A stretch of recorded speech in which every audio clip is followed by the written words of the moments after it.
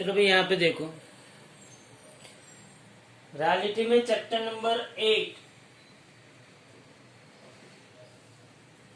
अंदर example and exercise. Example आप लोगों के पास है, आई थिंक फर्स्ट नंबर नहीं है, बाकी 2, 3, 4, 5, 2, 3, 4, 5 और एक्सरसाइज के अंदर आप लोगों में 3 से लेके 10 तक है ना। 3, 4, 5, 6, 7, 8, 9, 10। इसमें मैंने आप लोगों को थर्ड नंबर का एक्सरसाइज करवा दिया है, क्योंकि थर्ड नंबर के एक्सरसाइज के अंदर ऐसा पूछा है कि what physical quantity is the same for X-rays of wavelength 10⁻⁻10 meter, red light of wavelength 6800 angstrom and radio waves of wavelength 500 metre. तो आपको याद होना चाहिए कि इलेक्ट्रोमैग्नेटिक वेव्स, एक्सरसाइज का जो थर्ड नंबर का न्यूमेरिकल है, इलेक्ट्रोमैग्नेटिक वेव्स जो होते हैं, उन कोई भी टाइप के आप इलेक्ट्रोमैग्नेटिक वेव्स ले लो, कोई भी टाइप के, रेडियो ले लो, माइक्रोवेव ले लो, इंफ्रारेड ले लो, कोई भी ले लो, उसकी जो स्पीड है वो सबके लिए क्या होती है, सेम होती है। समझना ध्यान से, स्पीड सबके लिए क्या होती है, सेम होती है, वो कभी भी चेंज होती नहीं है। तो स्पीड जो है, speed in vacuum is constant. Okay, और वो भी कितनी होगी, 3 × 10⁸ मीटर पर सेकेंड। ये आपके पास फिक्स है। ओके, 4 नंबर का न्यूमेरिकल मैंने आपको करवाया था कि 4 नंबर के न्यूमेरिकल के अंदर अगर इलेक्ट्रोमैग्नेटिक वेव्स z डायरेक्शन में जा रहे हैं, हाँ, तो इलेक्ट्रिक फील्ड वेक्टर x में होगा और मैग्नेटिक फील्ड वेक्टर y में होगा। हाँ, 4 नंबर का जो एक्सरसाइज है उसमें ऐसा बोला था कि इलेक्ट्रोमैग्नेटिक वेव्स की direction of propagation of EM waves in +z direction. अगर इलेक्ट्रोमैग्नेटिक वेव्स का प्रोपोगेशन जो है वो +z डायरेक्शन में हो रहा है, कहां पे हो रहा है, +z डायरेक्शन में हो रहा है, तो इलेक्ट्रिक फील्ड जो है, हाँ, तो इलेक्ट्रिक फील्ड वेक्टर कौन सी डायरेक्शन में होगा, +x डायरेक्शन में अगर इसको लेते हो तो मैग्नेटिक फील्ड वेक्टर कौन सी डायरेक्शन में होगा, +y डायरेक्शन में, अगर वो +z डायरेक्शन में होगा। कौन, इलेक्ट्रोमैग्नेटिक वेव। 3 हो गया, 4 हो गया, 5th भी मैंने आपको करवा दिया है, 6th भी हमारा हो गया है, 7th भी हो गया, आई थिंक 8 भी हो गया। ओके, मतलब एक्सरसाइज के सब खत्म हो गए।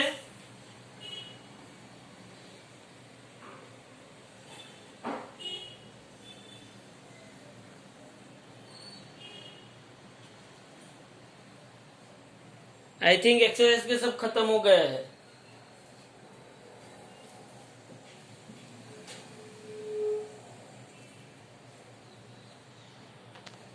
उसके बाद एग्जाम्पल का 2, 3, 4, 5 में, एग्जाम्पल का 2, 3, 4, 5, उसके अंदर 5th नंबर का जो एग्जाम्पल है वो बाकी है। एग्जाम्पल नंबर 5, ध्यान से देखो। अब ये 5 नंबर के एग्जाम्पल में ऐसा बोला गया है कि calculate the electric and magnetic field produced by the radiations coming from 100 watt bulb at distance of 3 metre. समझना ध्यान से,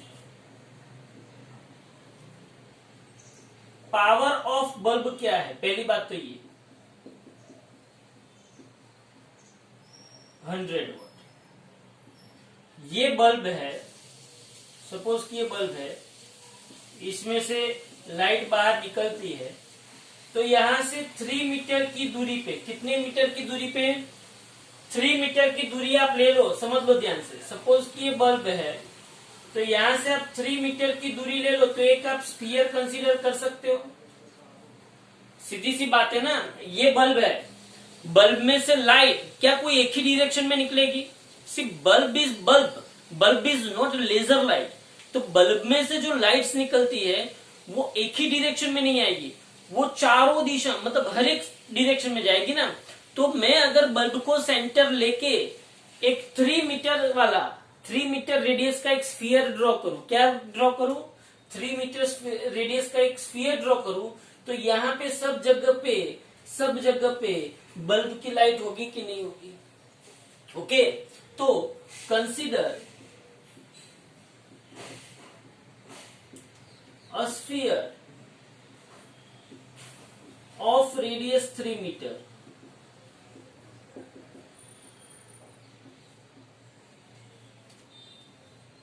taking bulb as a center. Bulb as a centre, तो मैंने बल्ब को सेंटर लेके एक स्फीयर कंसीडर किया। Area of this sphere क्या होगा? Area of this imaginary sphere A is equal to क्या होगा? 4 पाई आर स्क्वायर। 4 पाई क्या है? 3.14, आर क्या है? 3 का स्क्वायर। तो ये जो आएगा वो आपके पास एरिया आ जाएगा। बोलो यहां तक सबको पता चला कि नहीं?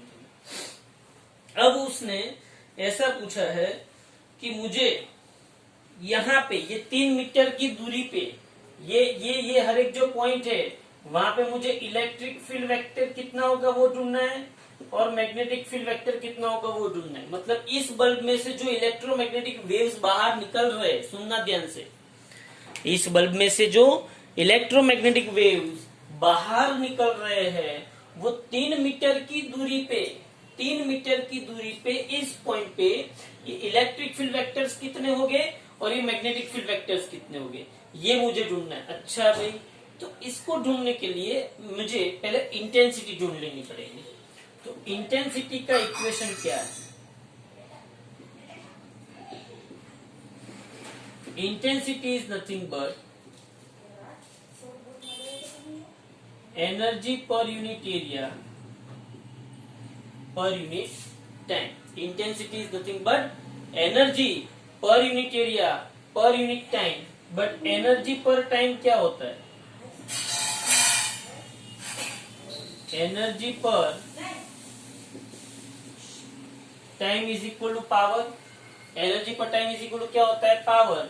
तो क्या मैं इंटेंसिटी इज इक्वल टू, क्या मैं पावर अपन एरिया लिख सकता हूं? तो इंटेंसिटी पावर क्या है मेरे पास? 100 वॉट। लेकिन यहाँ पे ध्यान से समझो, पावर मेरे पास 100 वॉट है, वो बात सही है, लेकिन वो तो बल्ब का पावर 100 वॉट है, यहाँ पे पावर 100 वॉट है। उसने बाद में ऐसा बोला है कि 3 मीटर की दूरी पे, 3 मीटर की दूरी पे बल्ब की एफिशिएंसी 2.5% है। कितनी है? मतलब कि यहाँ पे जो बल्ब है वहां से जो लाइट निकल रही है at that time of emerging, यहाँ पे उसकी एफिशिएंसी 100% है, लेकिन यहाँ पे उसका पावर 100 वॉट है। लेकिन जैसे जैसे जैसे वो दूर जा रहा है, जैसे जैसे जैसे इलेक्ट्रोमैग्नेटिक वेव्स कहाँ पे जा रहे हैं? दूर जा रहे हैं। मतलब जैसे जैसे लाइट कहाँ पे जा रही है? दूर जा रही है। वैसे वैसे उसकी पावर कुछ कम होती जा रही है। तो उसकी एफिशिएंसी वहां पे कितनी है? तो एट दिस पॉइंट उसकी एफिशिएंसी 2.5% है। कितनी है? 2 पॉइंट। तो पावर यहाँ पे क्या होगा? 100 into 2.5% divided by area A. समझना ध्यान से। ये अगर नहीं कि मतलब आपने अच्छा है, ये तो पावर है, पावर तो उसने दिया हुआ है, कितना दिया हुआ है? 100 वॉट। 100 वॉट पावर उसका कहां पे है? उसका 100 वॉट पावर सेंटर, मतलब जहां पे बल्ब है उसमें से जब लाइट वेव्स इमर्ज हो रहे हैं वहां पे 100 वॉट पावर है। फिर जब दूर जा रहा है तो वहां पे पावर कुछ कम, उसकी एफिशिएंसी कुछ कम होगी। तो यहाँ पे 100 इंटू 2.5% डिवाइडेड बाई एरिया। तो I is equal to 100 into 2.5%। को नॉर्मल में कन्वर्ट करोगे तो वापिस 100, और एरिया कितना है, एरिया उसका आता है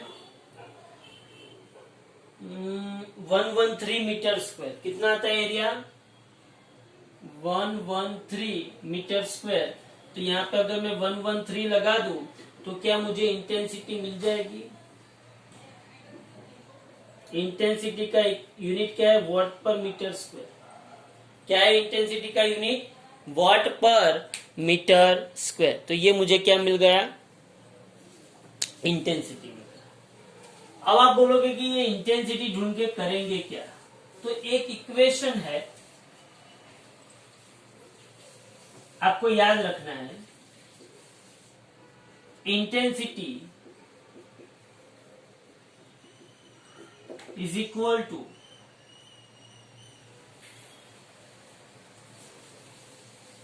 किसी ने शीरो खाया है, शीरो, शीरो पता है, सत्यनारायण की कथा में शीरो मिलता है। कहाँ के ना तो बोलो। सत्यनारायण की कथा में शीरो खाने को मिलता है, वो पता है। प्रसाद, प्रसाद पता है, किसी ने प्रसाद चखा है सत्यनारायण की कथा का। हाँ, उसमें शीरो आता है। तो यहाँ पे भी intensity is equal to c into rho. क्या है intensity is equal to c rho. क्या है intensity is equal to c rho. तो बट यहाँ पे दो चीज, मतलब कि intensity is equal to c rho है। हाँ, तो यहाँ पे दो पार्ट हुए उसके। एक पार्ट क्या है, if rho is equal to, rho मतलब क्या, energy density. Rho is equal to, मैं एप्सिलॉन नॉट स्क्वायर आरएमएस भी लिख सकता हूं। एंड में रो इज इक्वल टू, मतलब कि रो इज इक्वल टू अगर मैं एप्सिलॉन नॉट स्क्वायर आरएमएस लिखूं तो मेरे पास इंटेंसिटी का इक्वेशन किसके अंदर आएगा, I is equal to c epsilon not square rms. बोलो यहां तक पता चला सबको। क्योंकि एनर्जी डेंसिटी के दो इक्वेशन, एक क्या एनर्जी डेंसिटी का equation epsilon not square rms, तो दूसरा क्या एनर्जी डेंसिटी का equation B square rms by mu naught. ये भी रख सकते हो और ये भी रख सकते हो, c B square rms by mu naught. ये दोनों इक्वेशन आप रख सकते हो। ओके, तो बस अब मुझे ई नॉट एंड बी नॉट ढूंढना है। कैसे करोगे आप, सिंपल सी बात है। आई आपके पास जो आया, क्या आया आई आपके पास 0.022।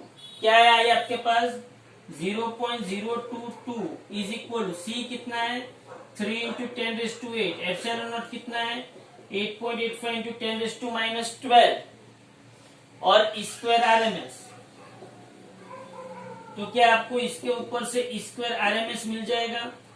स्क्वायर आरएमएस आपको क्या मिलेगा 0.022 इज इक्वल टू 3 इंटू 10⁸, 8.85 और ये 10⁻12। तो आपको यहाँ पे ई आरएमएस मिल जाएगा इज इक्वल टू समथिंग, और ई आरएमएस मिल गया तो क्या E RMS is equal to E not by √2 होता है। क्या E RMS is equal to E not by √2 होगा, तो आपको ई नॉट मिल जाएगा, और ई नॉट मिल गया तो बी नॉट तो आराम से मिल ही जाएगा। बोलो समझ में आ रहा है। तो पावर ऑफ द बल्ब समझना, पावर ऑफ द बल्ब यहाँ पे जितना था उतना ही यहाँ पे हो वो जरूरी नहीं है। फिर से पावर ऑफ द बल्ब यहाँ पे जितना था उतना ही यहाँ पे वो जरूरी नहीं है। यहाँ पे उसकी इंटेंसिटी कम हो जाती है। कितनी कम हुई 2.5%, बराबर है। तो यहाँ पे मैंने पहले तो क्या किया, बल्ब को सेंटर कंसीडर करके 3 मीटर रेडियस वाला एक स्फीयर कंसीडर किया। उस स्फीयर का मैंने एरिया ढूंढ लिया। फिर intensity is equal to energy per area per time, energy per time power, intensity is equal to power upon area. Power मैंने लिखा 100 इंटू 2.5, एरिया मैंने पता था तो मुझे इंटेंसिटी मिल गई। अब ये इक्वेशन याद रखना है, I इज इक्वल टू 0। क्या याद रखोगे आप? I इज इक्वल टू 0 अगर आपने याद रखा तो उसके बाद आपको इजीली उसके बाद आपको पता चल जाएगा कि भाई ERMS मिल गया, ERMS मिल गया तो ERMS is equal E not by √2, तो E not is equal to √2 ERMS, तो आपको ई नॉट मिल गया। और आपको ये भी पता है कि E not by B not is equal to C, तो उसके ऊपर से आप क्या ढूंढ लोगे? B not is equal to E not by C, तो ये भी आपको पता है। बोलो 2 चीज पता चल गई।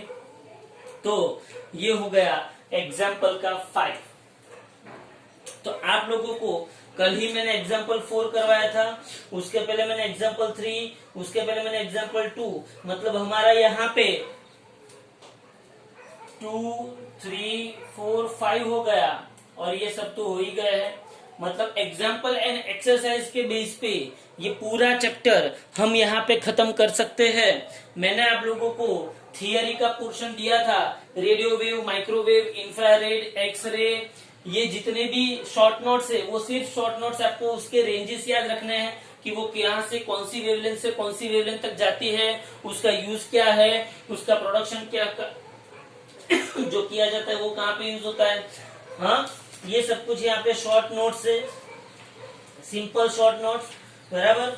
अभी इसमें एक थियरी मैंने बाकी रखी है, वो थियरी है कैरेक्टरिस्टिक्स ऑफ इलेक्ट्रोमैग्नेटिक वेव्स। बस ये थियरी करवा के मैं इस चैप्टर को खत्म कर दूंगा, इसमें कोई बड़ी बात नहीं है। ये चैप्टर खत्म होते ही आपकी फर्स्ट टेक्स्ट बुक खत्म हो जाती है। First text book 12th science की फर्स्ट टेक्स्ट बुक आपकी इसमें खत्म हो जाएगी। ओके, देखो यहाँ पे पहले तो इसका स्क्रीनशॉट ले लो।